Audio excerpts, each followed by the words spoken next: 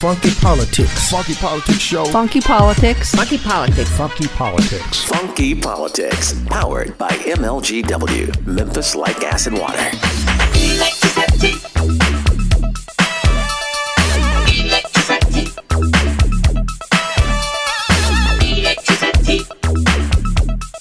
You are listening to Funky Politics on the KUDZUKIAN Network, where we are presented by MLGW, folks. That's right, Memphis Light Gas and Water. Where the power is always on, the power is always on. I'm DC, and my very loquacious co-host, boss and all, Doc Ward. As long as you know who the boss is. I know who the boss is. Man, let me tell you something. I was out the other day, and someone asked me, says, Funky Politics back on again for yet another season? I said, yes. And they said, how long is it going to be on? I mean, how long are you guys going to keep this thing going? They said, well, as long as we've got the good listeners like you, we're going to keep it going.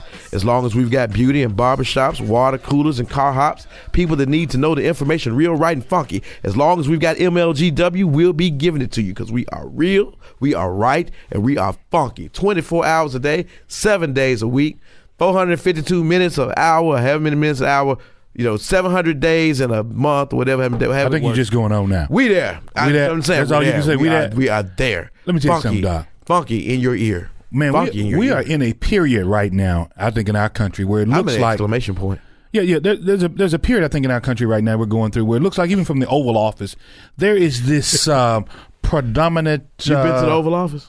Well, not lately. Oh, okay. That's an old joke. But anyway, where it looks like there is an onslaught, there's a war on people of color coming out of the highest halls of what we consider to be America's house. That's supposed to be new. Well, it's been a war on people of color for the past 400 years. What are you talking about? But not from the Oval Office. Not from the Oval Office. From the Oval Office. You could argue that it has been sanctioned by the Oval Office. Well, I think it has. I mean, look because a lot of the issues African Americans have could have been resolved a long time ago. Sure. If a lot of the laws we have in place were truly authentic. Yeah. And while we've had as African Americans have had some progress in the law, as we are supposed to have progressing in a modern society, we still have a long way to go. But what were you talking about? Go ahead. I'm talking about people like a Jamel Hill. I'm talking about people like the Lonzo Ball. These kids that are you talking about the president attacking civilians, African American civilians for them expressing and not only African American civilians, but women and others of color, the Gold Star families, people like that. He feels like he can do this unabated. There is no sanctions to him at all. He's got his little phone. It's got to be this Scavino guy doing it. The president cannot be hitting this button at 3 o'clock in the morning. If this guy's up at 3 a.m. in the morning, hitting these buttons, something is really wrong. This is the 3 a.m. phone call that he's got. This is the panic button. That one. Oh Jesus! It's not the pushing getting the nuclear codes. It's the Twitter codes that he's rocking. But it's got to be Dan Scavino. This president cannot be that tone deaf to America to say that this or that. All he wants to say, he says it in 140 characters, and it's always something particularly negative. Well, you have to understand, first of all, and you kind of hit it on the head when you talked about assault on African Americans and on women and on any other protected class of people. Yeah. Because you have to look at what the president represents and what has been said. What did Sean Spicer once say? And I'm paraphrasing. He said the president is his own best press agent. Yeah. So whatever the president is putting out there into the world via Twitter or through other social media, whatever means he uses, that is the message that he wants to get out. And inasmuch as the president, while not necessarily being the ruler of the people, he does set the emotional tone, the thought process for people. If he is putting out a message of preferential treatment or subjugation, rather, of protected classes of people, that's the message that he's intending the world to go in. And it's not just happening with Jamel Hill. No. It didn't just happen with Maisha Johnson.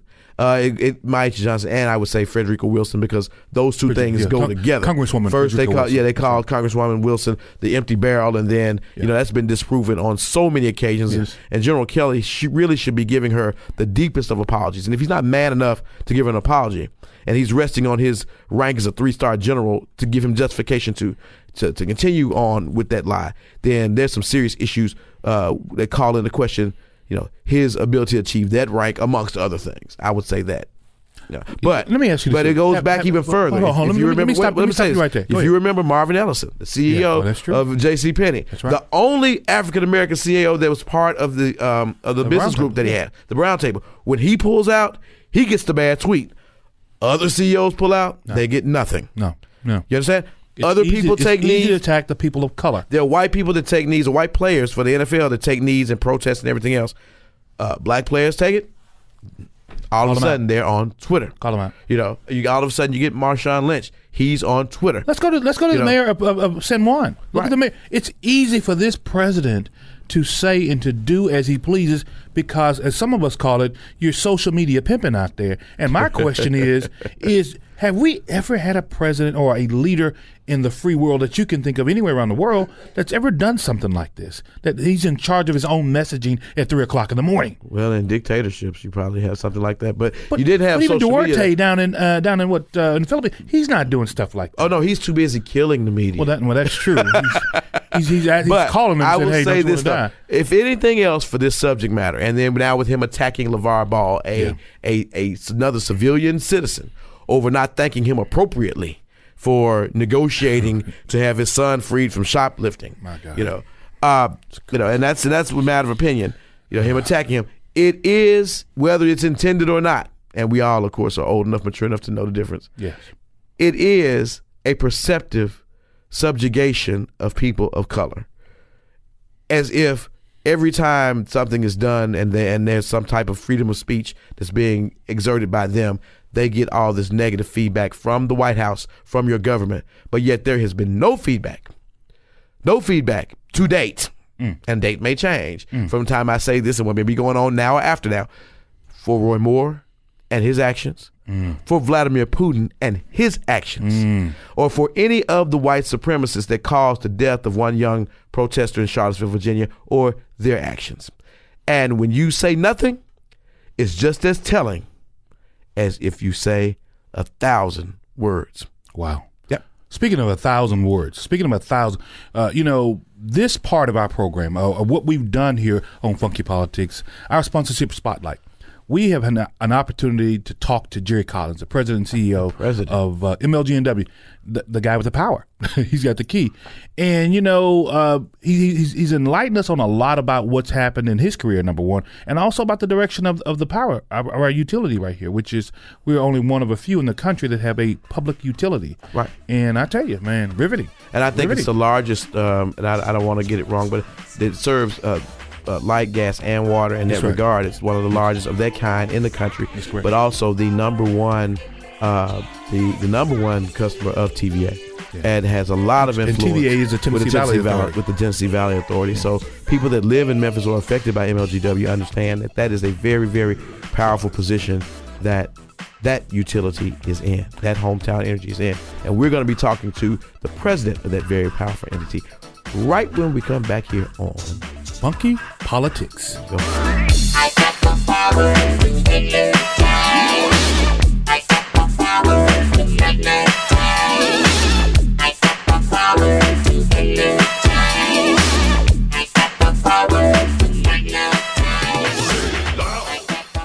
Politics. Connect with MLGW. We can help. Go to MLGW.com for bill payment, analysis, service transfers, outage updates, and more. Connect to us on Facebook to share comments and ask questions. Follow us on Twitter at MLGW. Connect to our blog for news and updates. Watch how-to videos on YouTube. Connect by downloading iPhone apps. Get text message reminders. Stay connected with MLGW. We can help. Riffin' on Jazz. I think I know a lot about jazz. It's only what you've been doing the last 30-some years. Yeah, right? I know. A voice that can make you laugh and make you cry.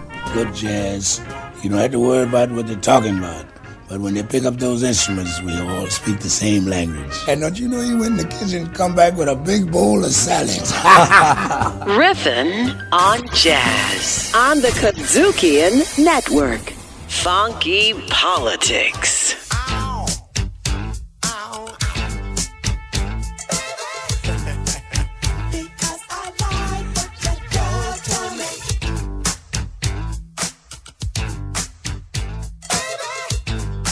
Hey, this is DC sitting right in here again. Man, Sponsorship Spotlight's always great here. Always great with us.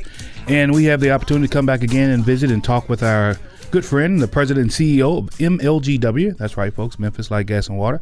Mr. Jerry Collins. Man, I tell you, You've had a stellar career, sir. Well, thank you. I appreciate you saying that. A stellar career, and hats off to you.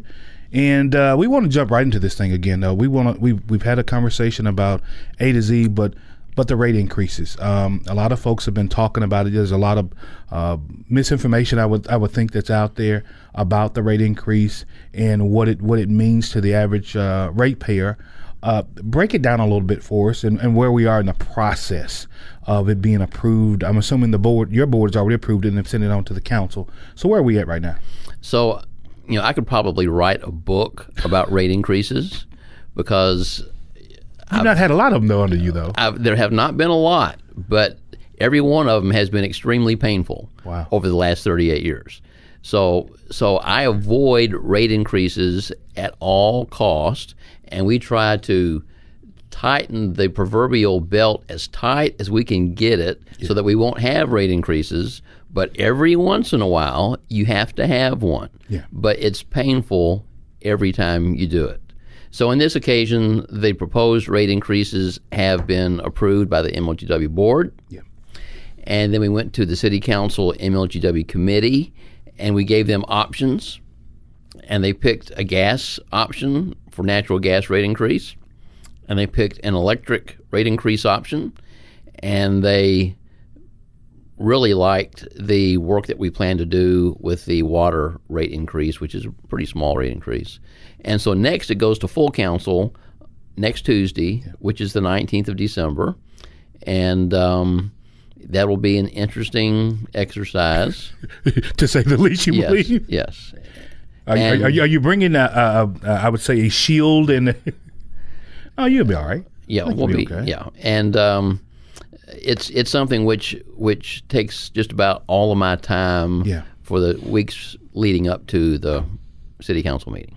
What's the feeling right now? And I'm sure you've talked to some council members, and we saw a lot of them that were interviewed from the local media outlets. Some were saying that it's a necessary evil. I mean, and we hate to say the term necessary evil, but if it's necessary, it's just necessary.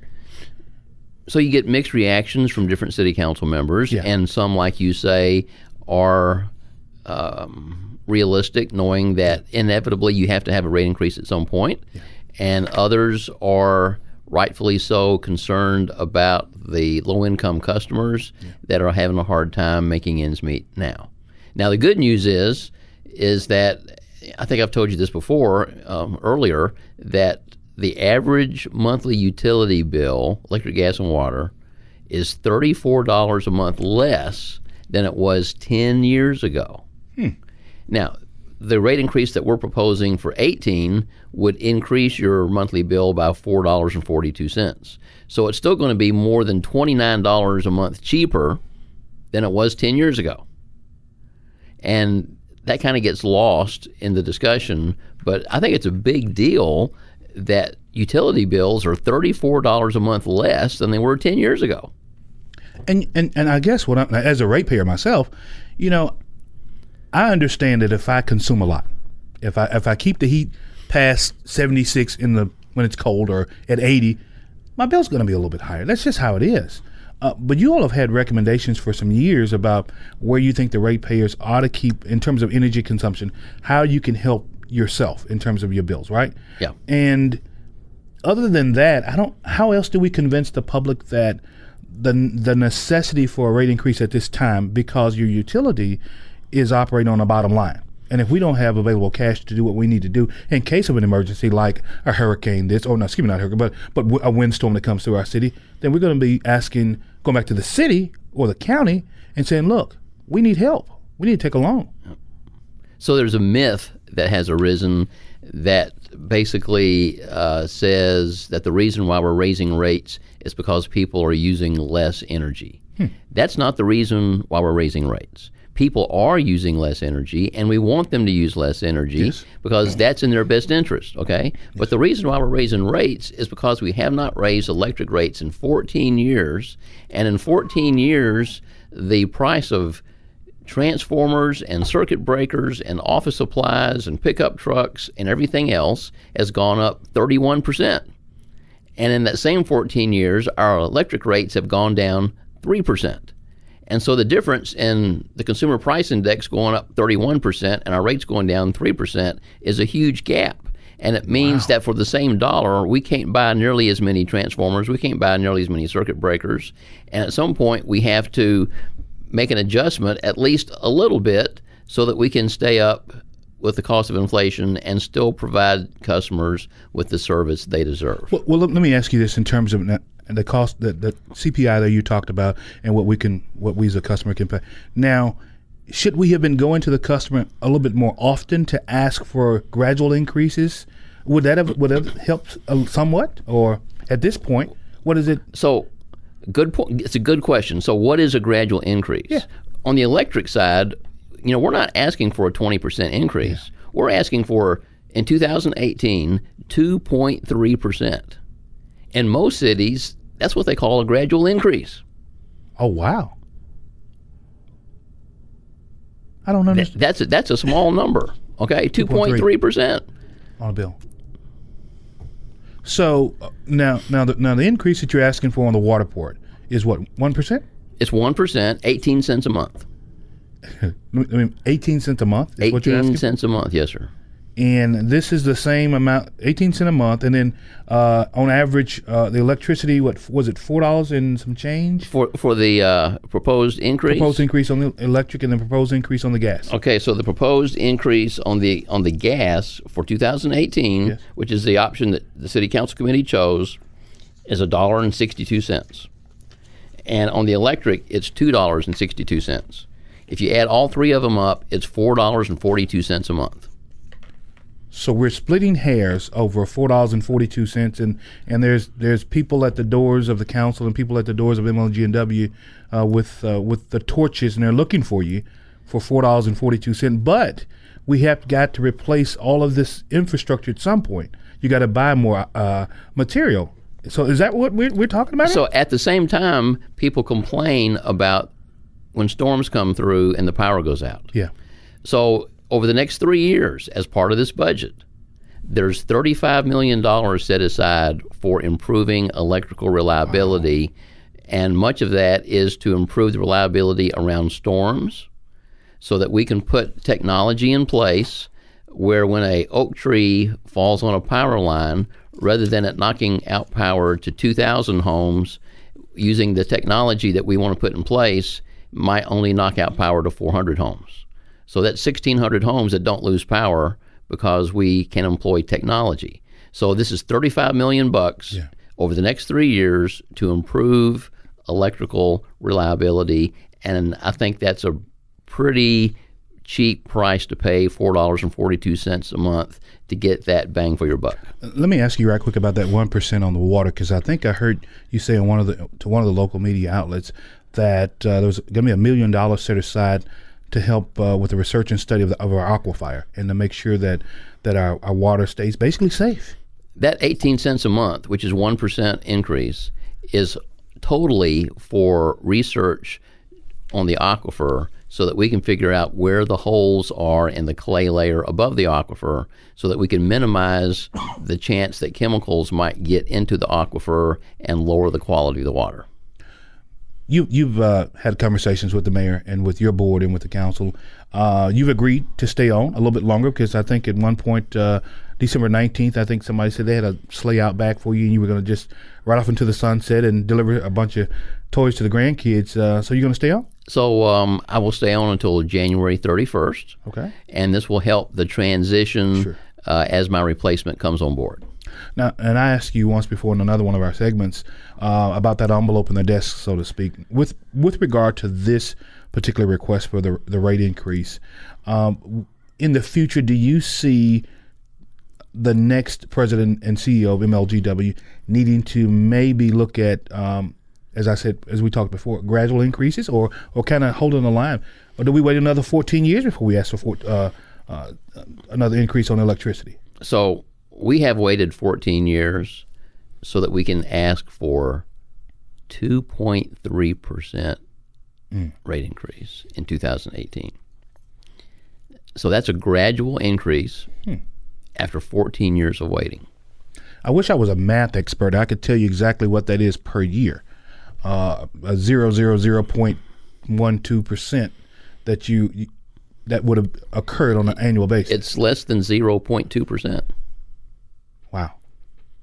And so now the next person sitting in the seat, because of the work that you all have done in the past and what you're doing right now with this council, there's a possibility that there may not need to be one, unless, of course, there's some other things that crop up. And of course, we can't predict the future. If we can get this rate increase passed, then whoever follows me for electric and gas will not have to worry about a rate increase for at least 3 years and probably 5 or 6 years.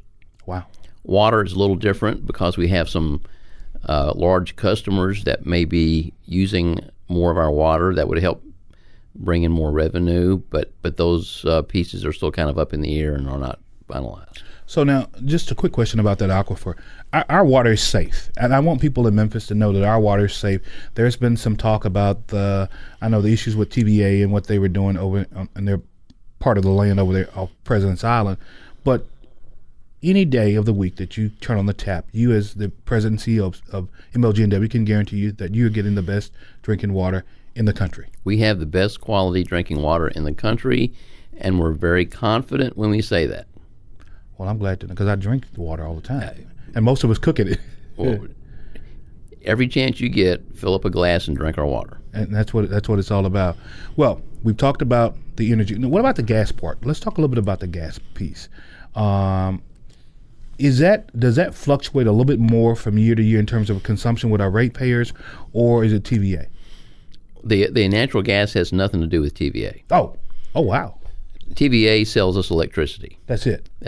We handle our own water and our own gas. And then we buy natural gas from suppliers around the country, and our gas buyers are really, really smart people. They've done a great job making sure that we can buy natural gas at the lowest possible price. And one of the main reason why utility bills today are $34 a month less than they were 10 years ago is because of the price of natural gas has declined so much in that 10-year period, and our gas buyers have done such a good job buying natural gas over that 10-year period. What would you like to leave with the ratepayers, a statement, not your legacy, so to speak, but just to let the ratepayers know what they can expect? What have they seen with MLGW under your leadership, and what they can expect that you hope that they'll see over the next several years under a new leader? Well, it's very important that MLGW be on sound financial footing, and I think it's very important that we make sure that we have the lowest or near the lowest rates in the country, which they will be even after this rate increase. Wow. And that is good for the residential homeowners, and that's good for the businesses that want to expand their operations in Memphis or bring new operations and new companies to Memphis. You heard it first right here, folks. Man, I tell you, sponsorship spotlight with MLGW and our very own president and CEO, Mr. Jerry Collins. Thank you, sir. Thank you. You're listening to Funky Politics right here on the KUDZUKIAN Network.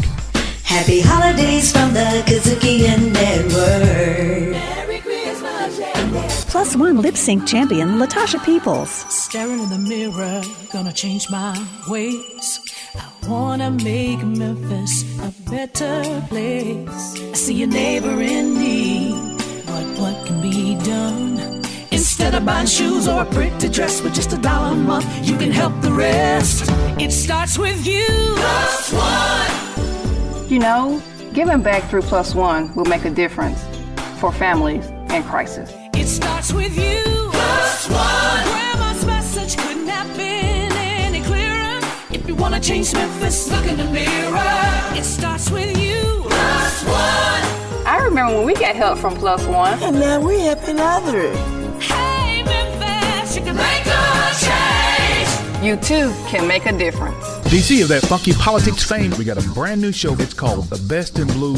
We'll cover your Memphis Police Department and how they work to keep us safe day and night. Best in Blue on the KUDZUKIAN Network. Funky Politics. You're listening to Funky Politics. powered by the KUDZUKIAN Network. We're sitting here with the president and CEO of MLGW, folks. That's right, Memphis Light, Gas, and Water, Jerry Collins, and welcome to the program. I'm glad to be here. Thank you. We want to go back really to when you first came to MLGW, because you came in at a time appointed by Mayor Harrington where there was a lot of different issues from a lot of different factions. So in the spring of 2007, the first week of June, I went to MLGW as the chief utility officer. Okay. And I was, that was a temporary position. Right. And I was doing that job, which is basically running MLGW, at the same time that I was public works director. So I was doing both jobs simultaneously. Wow. And I did that for 6 months. And basically at the end of 6 months, Mayor Harrington said, I think you're getting the hang of this pretty good. Is that what he said? Why don't you just do this on a full-time basis? Right. And so I said, okay. And so then in November, December of 2007, I became the president and CEO. And you formally gave up the title of Public Works Director. That's correct. Wow. And that's all you said to him was okay? You didn't say, are you kidding me, guy? Really? Wow, yeah. That's amazing. That's an amazing story right there. Now, so you came in and you have progressed and you have moved the utility from, I'd say point A to point Z or G or B, but you've moved the utility. Some of the greater things I think that you can hang your hat on, we talked about a little bit before, is supplier diversity, on the Smart Pennies program. That's a small, but supplier diversity in a city like Memphis, where we talk about building small businesses as well as black businesses, you've done a wonderful job. And we would hope that some of the other major governmental entities will take MLGW's program and say, hey, we're going to replicate this thing. How are you able to maneuver that? I've got a lot of mottos and sayings that I repeat over time. And since my first day at MLGW, our governing principle, which I've repeated over and over, and now I hear my staff repeating it over and over, is always do that which is in the best interest of the customers as a whole. And so any decision that you make, if you ask yourselves, is this in the best interest of the customers as a whole, that tells you what the answer is pretty easily on most occasions. So things like supplier diversity, that's a slam dunk. That's absolutely in the best interest of the customers as a whole. And I talk all the time about the fact that economic development is not just about bringing new companies to Memphis, Tennessee. It's about improving the economic viability of the people that live here now and the businesses that are in business now and the businesses that we can grow out of what is here now that don't currently exist. And if you could make Memphis stronger from an economic standpoint, from a business perspective, then that's good for the whole community. Yes. And that's what we ought to be doing. Wow. You heard it first right here on Funky Politics. Yeah, but I'll ask you, how hard was that to do? Because when you talk about supplier diversity or inclusion in suppliers and vendors for MLGW, in other agencies, we always hear about how hard it is. You have to find qualified people. You have to do all these other things. But it seems like it was not that difficult for you all to do that. So how were you able to do with apparent ease what seems to be so difficult for other agencies in terms of improving and really setting the standard for supplier diversity? So I give credit where credit is due, and that is with my staff. They took supplier diversity. They took the ball and they ran with it. They were exuberant. They were excited. They were creative, and you have to be creative. Yeah. And all I had to do was basically get out of their way and let them charge forth, because they were determined they were going to make this work. And so today, MLGW has the best supplier diversity program in Memphis and Shelby County, public or private, government or non-government, and we're proud of that. Wow. And we want to stay there, and we want to lead by example. There's nothing to it but just doing the work. And you can still have a great program and take the low bidder. Sure. And you can still have a great supplier diversity program and not be afraid of like in private business, they're afraid of not making a profit. Right. We have a great supplier diversity program and the lowest utility rates of any major city at the same time, which just shows that you can eat your cake and have it too. There you go. You are listening to Funky Politics right here on the KUDZUKIAN Network, our sponsorship spotlight. Funky Politics.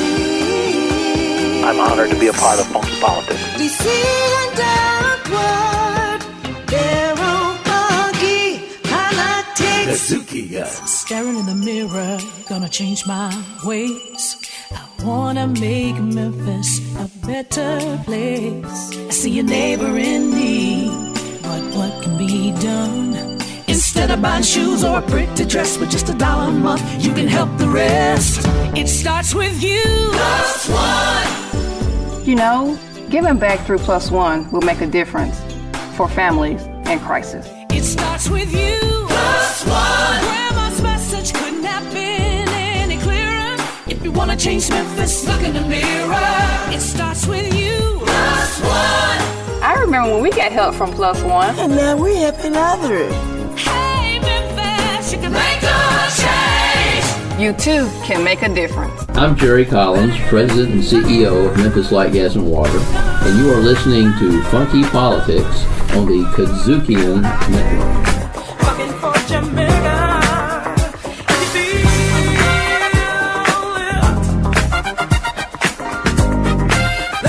Funky Politics right here on the KUDZUKIAN Network. And I tell you what, we are having a wonderful time here, Doc Wood and I. Powerful discussion. Powerful discussion. That is the theme of this episode, a powerful discussion. A powerful discussion. Yes. With Jerry Collins, who happens to be the president He and CEO. has power. And I have none. You said it. I'll pay my bill. As long as you know. I'll pay my bill and my power. We're sitting here talking to Jerry Collins, who's the president and CEO of MLGW. Right. That's right, our utility, Memphis Light, Gas, and Water.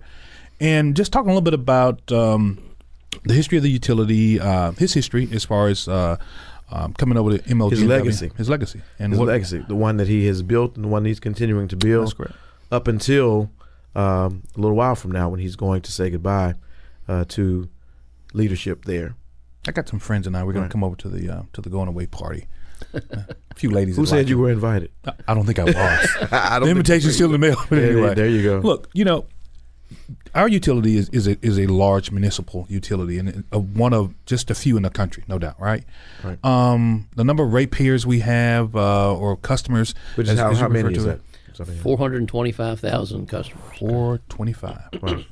And there's no doubt, and we hear a lot of talk sometimes, and I've been one of those people. Man, my bill is really, really high. But talking to you earlier, you said that our utility rates are some of the lowest in the country, and talk a little bit about that. If you're ever at a Christmas party and somebody complains about their MLGW bill being high, you can tell them that if they cannot afford to pay their utility bill in Memphis, Tennessee, they can't afford to pay it anywhere in the country. Wow. Because our rates, our combined utility rates are the lowest of any major city in the country, and that's been true for 5 consecutive years. I thought you were going to say if they can't afford the rates, they can't afford the party. They should be there. But that's funny you say that it's the lowest in the last 5 years anywhere in the country. That's correct.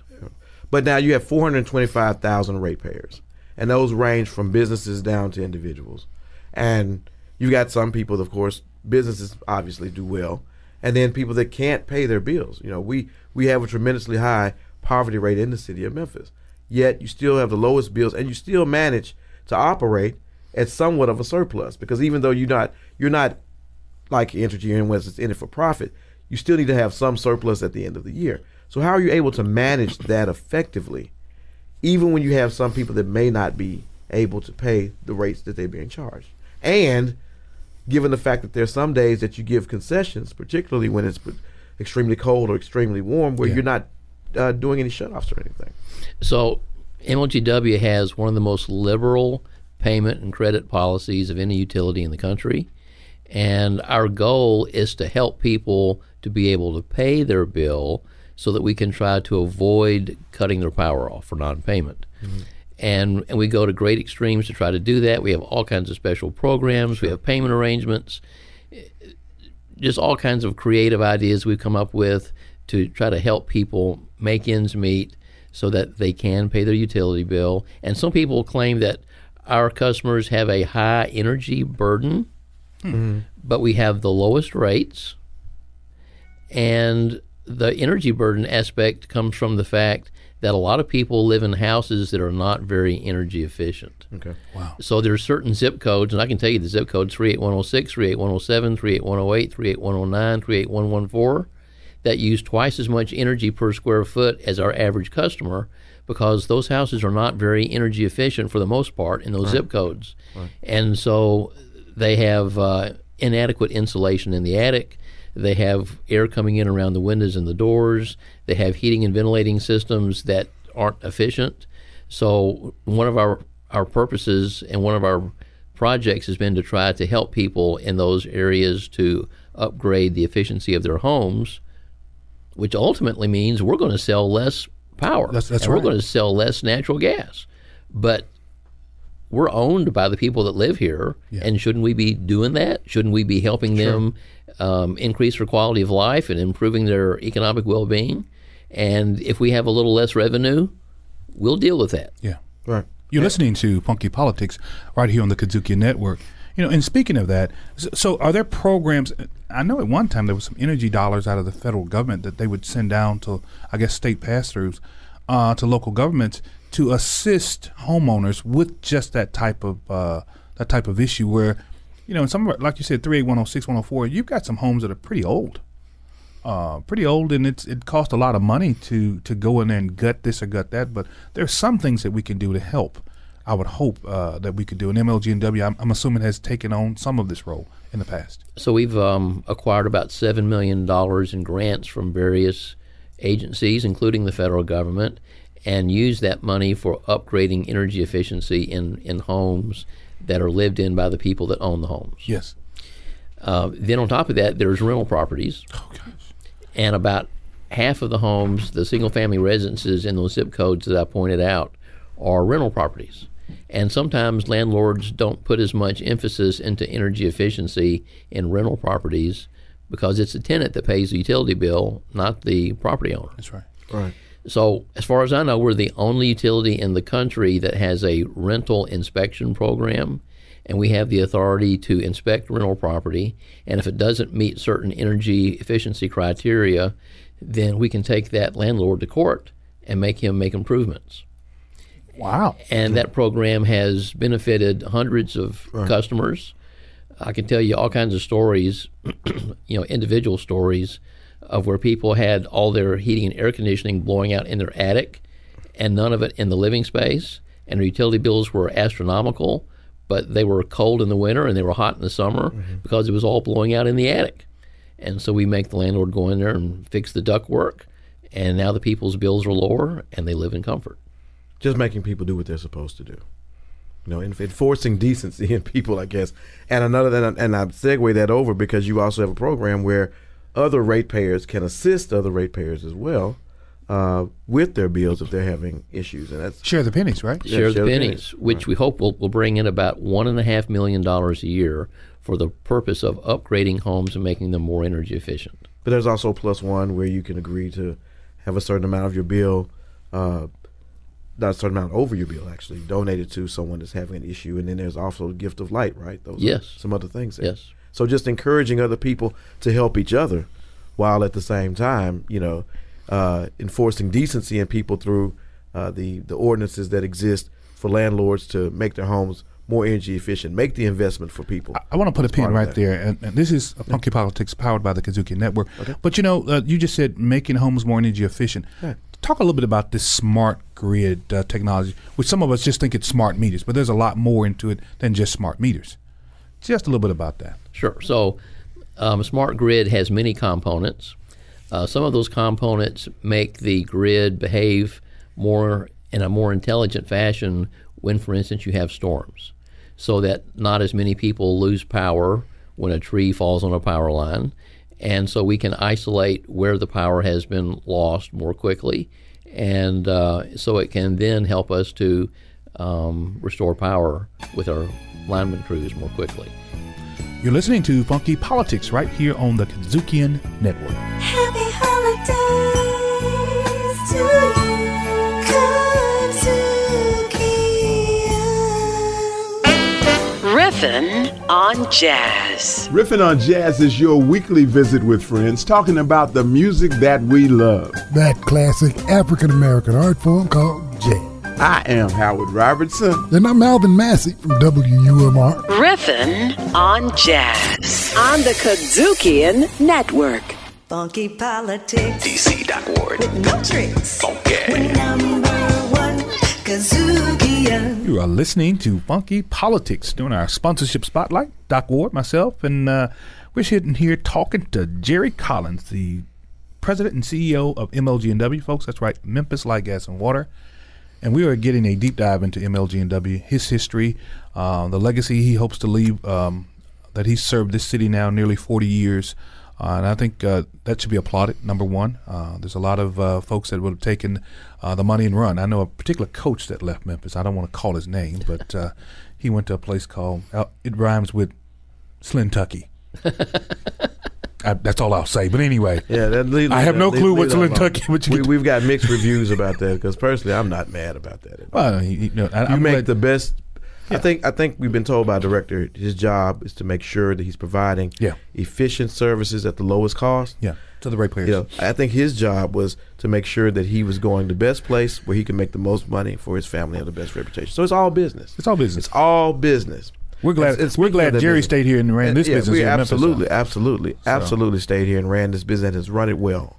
What we want to talk about now is just a couple of challenges, some of the challenges you face since being at the utility, and also when you're public works director, because we've had some major storms come through Memphis. Elvis, the ice storm of '94, and boy, can we not forget the storm of Tom Lee back here in May. That was not a pretty look, and you faced a lot of negative out there. Let's and not just those. We've had floods and we've had major outages. We've had a number of infrastructural and natural issues, which for the past 38 years have been something that you have dealt with. And let's not forget now. And when these storms happen and the power goes out, the first thing they want to say is the city's not doing a job. Jerry Collins is my friend. That's probably what they're saying. My power just went out like 5 minutes ago. Yeah. Tell us a little bit about some of the challenges you faced and the utilities faced and the city's faced over the last few years. Sure. So a major storm, in my mind, is one where more than 30,000 customers lose power. Okay. This year, there's been 4 of those. Wow. The record for any one year is 5, and that occurred in 2011. Right. So, and some years we don't have any storms that knock out 30,000 customers, but this year there's been 4. So outages for that reason come more to the forefront of people's minds when they think about MLGW during a year like this when you've had a lot of storms. And of course the Tom Lee storm in terms of outages is the 3rd largest in the history of the city of Memphis. And by the same token, our response was the biggest response ever in the city of Memphis in terms of how many contract line crews we brought in to put wires back up on poles, and in terms of how many tree trimming crews that we brought in to clear the trees out of the way. There's never been as big of a response as what we brought in terms of contract crews to augment our own forces in the aftermath of that May 27th storm. Nevertheless, we live in a world where people are much less patient with outages. They want their power back now, not 4 days from now. Yes. Right. And so that's a challenge. Yeah. And one thing that we don't do when we have power restoration is we don't give anybody preferential treatment. Wow. And so that makes people mad because they can't call their buddy and get their power up sooner than somebody else. Yeah. We basically start with the biggest outages and work our way down. Right. And we try to minimize what we call the outage hours, which is the number of hours that people are out times the number of customers, and keep that number as small as possible by attacking the big outages. Let me put a pin right there. I want to make sure that you know and that your staff knows that some of us who face those, and a lot of your staff faced outages as well, man, they did a hell of a job. They did a hell of a job out there. They did. They did a hell of a job out there, and they stayed out there. And that's why we're talking right here on Funky Politics about MLGW. So your objective when you're facing this decision is to go to where you have the most ratepayers that are out. So if on one grid you've got, if it's 30,000 people, you've got 10,000 on this spot. but you've only got 2,000 on another spot, you're going to go to the 10 first. That's correct. And get the 10 back on. That's correct. Even if the 2 is a business, or even if it's a affluent neighborhood, or if it's a whatever, those sort of areas that usually get the higher level of treatment. The 10 is going to always be more important. The only exceptions are critical facilities like hospitals, nursing homes, the jail, things of that nature. But in terms of residential, we start with the largest number and work our way down.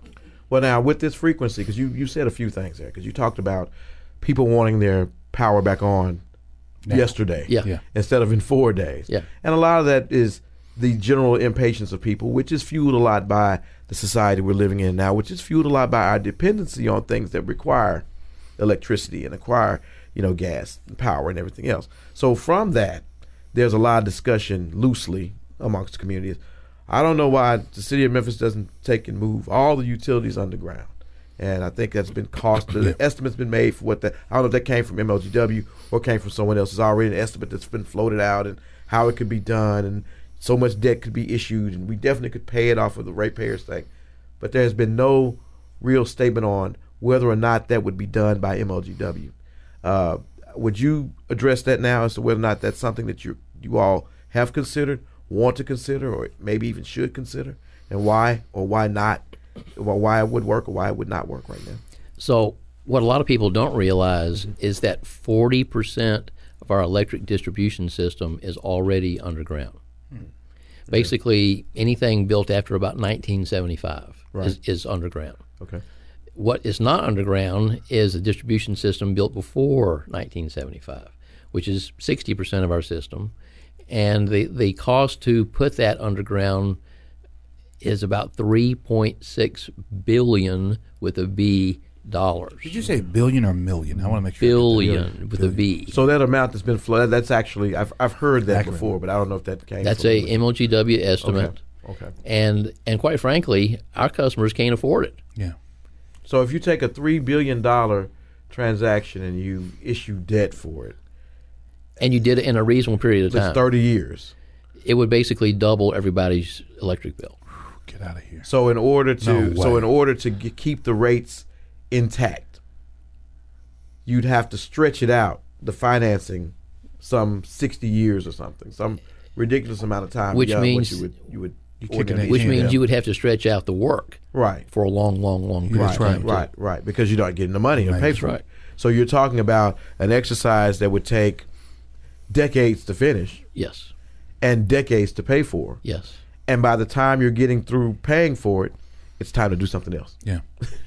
And also, by the time you get finished paying for it, it's time to do. Then that underground wiring, a totally new technology, needs to be replaced. Right. Yeah. Right. Well, I want you to talk to us a little bit about you're getting ready to leave in a few weeks, and hopefully, I don't know if it's going to be Florida. We hope you stay in Memphis. I will stay. Born and raised, I'll be here. What high school? White Station. I knew I liked this guy for some odd reason. I'm an old Spartan. Are you? Yeah, I wasn't there before you though, but I was there. Oh wow, I was there. Okay. Well, tell us a little bit about. You get a chance to leave a letter for the next president and CEO of MLGW. What are some of the recommendations, or possibly just a couple of things you'd like to say? Hey, other than don't take the utilities underground. Yeah. Other than that, and I got another letter for some other people, but don't worry about that. But now, don't what are just a couple of recommendations you'd make to the next president? So we talked earlier about our governing principle being always to do that which is in the best interest of the customers as a whole. Yeah. So if there's a legacy, which sounds somewhat pretentious, but if there is a legacy, I would hope that mindset would carry on after I leave MLGW, so that people continue to do what is in the best interest of the customers, rather than getting sidetracked with other things. And a lot of my counterparts in other utilities across the country really don't embrace energy efficiency because they know it's going to hurt the utility's bottom line. Right. But I just feel like it's our responsibility to help people make their utility bills as low as we can possibly make them, so that they can spend their money on other things like food and medicine and doctor bills and education, and not have to spend it for utilities. So I would hope that mindset would continue after I leave. Wow. It sounds to me in a nutshell like you're saying, put the customer first. Yes. Put the customer first. You heard it right in here every first, folks. In every aspect and respect. You heard it right here, folks, from the one and only Jerry Collins, the president and CEO of MLGW. We wish you well as you go forward. Appreciate that. You're listening to Funky Politics, powered by the KUDZUKIAN Network. Funky politics. Funky politics. You see a dark world, they're on funky politics. If I don't find something soon, my lights are going to get turned off. How am I going to cook for these guys with no power? I've already applied for so many jobs. I hope I can get this one so I can pay my utility bill. What's this? Well, there's the perfect way to help my family and friends. Help someone you care about through MLGW's Gift of Comfort program. DC of that funky politics fame, we got a brand new show. It's called The Best in Blue. Will cover your Memphis Police Department and how they work to keep us safe day and night. Best in Blue on the KUDZUKIAN Network. Funky politics.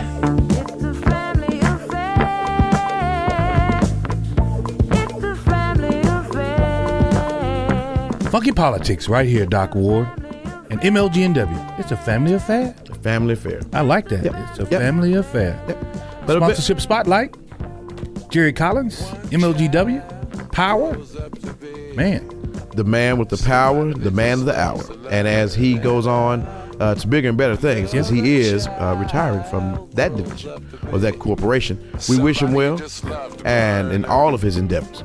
And we thank him for his service, not just to us here at Funky Politics and KUDZUKIAN Network, but to the citizens of Memphis and all people who are constituents of Memphis, light, gas, and water. He said he's going to take some time out and enjoy his grandchildren. Yeah, and he should. And he should. I said, do it now, because when they get older, they don't want to hang with grandpa anymore. It's always all about family. Family is the essence of who we are. That's right. It's the essence of everything that we're about. You know, the family that you're a part of, and the family that you create, or the family that you may acquire through your life of friends, your family of friends, that is.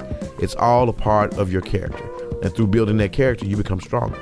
But listen to this, though. I want you to bear with me for a second. I will. Because after a difficult election, we must put politics behind us and work together to make the promise of America available for every one of our citizens. Our nation must rise above a house divided. Americans share hopes and goals and values far more important than any political disagreements. Republicans want the best for the nation, and so do Democrats. Our votes may differ, but not our hopes. America wants reconciliation and unity. America wants progress, and we must seize the moment and deliver together, guided by a spirit of common sense, common courtesy, and common goals. We can unite and inspire American citizens. The steady character of our countrymen is a rock to which we must safely moor. Unequivocal in principle, reasonable in manner, we shall be able, and I hope that we will be able, to do a great deal of good for the cause of freedom and humanity. A president is not elected to serve one party, but to serve one nation. The President of the United States is the president of every single American, of every race and every background. And whether you voted for the president or not, that president should do his or her best to serve all of our interests and work to earn our respect. Wow. That ain't Doc, you know that. You know who that is? Who was that? That's George W. Bush. In his acceptance speech, after it was confirmed that he would be the president-elect of the United States back in the year 1999 or 2000. And if you know, his situation is very similar to the situation we had now. You had a divided vote. Electoral college win for him, popular vote win for Al Gore. Actually much more closer than the, really the landslide for Hillary on the popular side we had now. But the speech, and I'm paraphrasing and sort of put it in third person, speaks to who we are as Americans and the government that we need to have, the family of citizens that we are.